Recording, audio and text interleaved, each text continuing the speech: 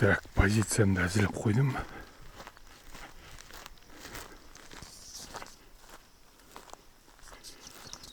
Сағат 22:06.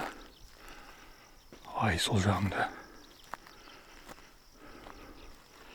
Негізі алдында болған дұрыс еді.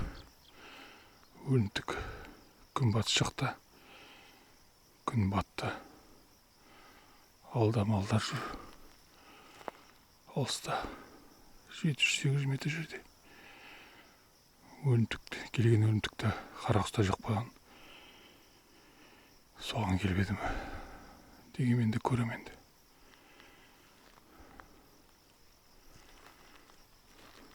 Талабым қалай болатын. Мына позициям жазықталады, қалатын жер жоқ. Сондықтан мына палаткамды құрып қойдым енді. Адамның жүргені байқалмасын деп. Осының тасасында отырам.